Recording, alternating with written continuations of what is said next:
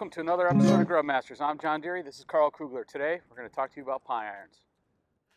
Well, we've got quite a collection of pie irons right here. I guess the important thing to talk about first is what the heck is a pie iron? What's a pie iron exactly, right? So we'll start with the most basic of them all, the go-to pie iron. If you ever had to buy just one, this is the one to get. And it's a square pie iron. Got a little hook right here that holds the two handles together. These are about 28 inches long, and then we have cast iron body here. And inside is two nice little cast iron pockets, well seasoned, that are about the size of a slice of bread. Yeah, so make no mistake, we're going to put a lot of bread in there. But you could put other things in there too, Carl, right? So you could put pizza dough, you could put pie dough, all kinds of stuff. But this one's really versatile because it's the exact size of a slice of regular square white or wheat bread. And it's perfect for that. There's so many different sandwiches and treats that you can make just using white or wheat bread. This round one that we have here, another cast iron one, is about the diameter of an English muffin. Yeah, exactly.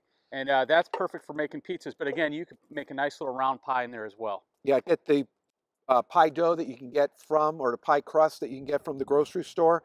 Cut it into a circle a little bit bigger than the diameter of this, so you could press it down and still have a little over the edge. Right. And you could put from desserts to some canned chili, all kinds of things that you could put inside there and make a hot pocket or a little pie. You get a kid that doesn't like crust, you could put that square bread on there, you fold it up, and now it's an Uncrustable. Yep, you could peel off the excess or just burn it off, whichever your pleasure. They all hook into one another, create like a hinge action, and then they have this little hook here. We've got a couple other different pie irons along here. We're not going to spend a lot of time going over them today because they're kind of the ones that you wouldn't necessarily always have. They're the fancy ones. We just talked about the two go-tos.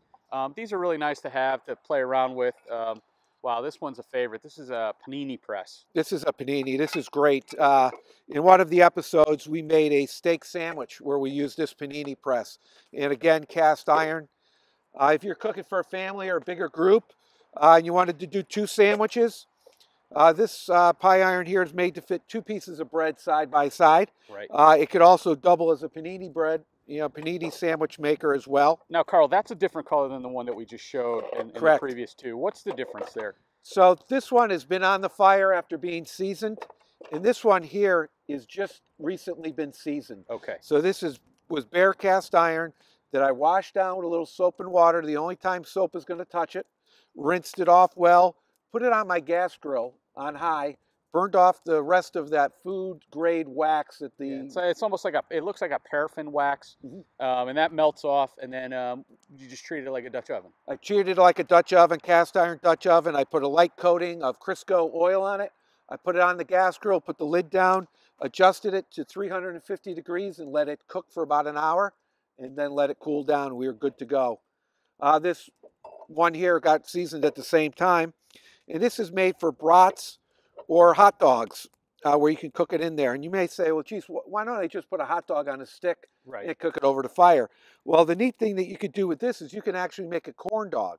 You can also get rid of the dog and just make corn bread sticks right inside this. Bread sticks. So it's without carrying a Dutch oven, or a lot of people maybe have difficulty using a Dutch oven. They haven't graduated to that level yet. This is a quick and easy way to do it. Now, my mother-in-law, she's a little bit older. She has some hip problems and stuff. She loves to camp, though.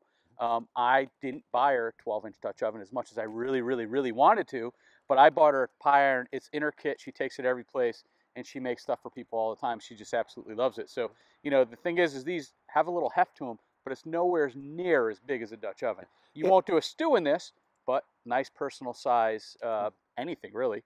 And the other thing, too, is in terms of the rounds in the square pie irons, you can actually get them in aluminum. You have to be very careful. Although they're nice and light, they also melt very easily. Or they'll warp, right? Or warp. Yep. So they're kind of one of those disposable kind of pie irons, if you're not careful, versus the cast iron ones. The worst that can happen is you ruin your seasoning and you re-season it.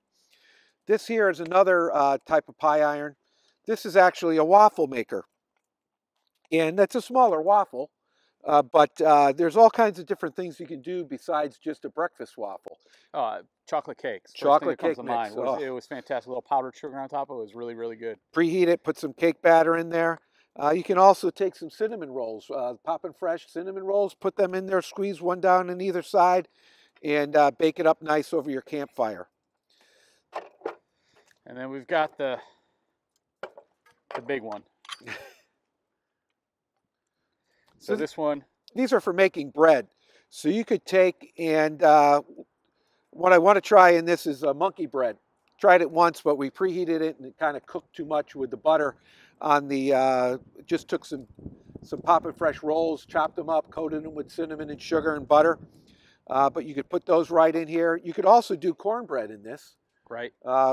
We were even saying nice big sausage or even a foot-long hot dog would be really good. Yeah, foot-long hot dog, and then take some batter for some cornbread and make a huge corn dog. Corn dog, yep. In regular bread dough that you can get at the grocery store or make yourself, put a tube of it in there, leave enough room for expansion, and you can have a nice breadstick. You know, really, I think what we want people to realize is, you know, your imagination is what's going to limit you on these things. You could do anything. You know, imagine some nice Italian bread in one of these wider ones, slather it with a little bit of Nutella, grill that up, little powdered sugar. I mean, that's just fantastic on a nice cold day. It doesn't have to be that old standby of toasted cheese with maybe ham on it. There's all kinds of things you can have from breakfast to lunch to dinner and dessert, all within these cast iron pie irons. Great. All right, so you'll see us put these to use in future episodes, but we just wanted to show you kind of the versatility of these things. You know, for 15 bucks, you could really, you know, have yourself a nice cooker for the campground. And, you know, you could cycle through. Once this is hot, you think, oh, well, I can only make one sandwich. It's going to be a half-hour sandwich. Once this is hot, you could cycle sandwiches through here, or dessert treats through here in minutes, yes, literally. Literally. 5 minutes, you're popping something out. And, you know, they come out hot, too. They got to cool down a little bit, and you're already on to the next one.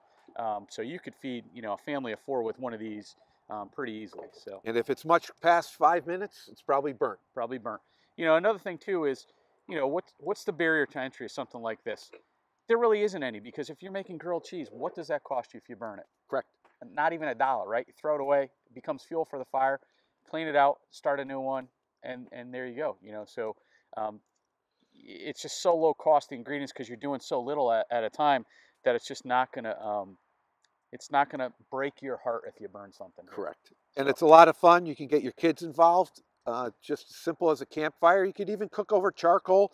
With some of these, you could even cook over your gas grill. But campfire is always my favorite for cooking with these. Well, we hope we've inspired you to you know, try picking up one of these and check out the future episodes that we do, and throw something in the comments if you want to share a recipe that you like.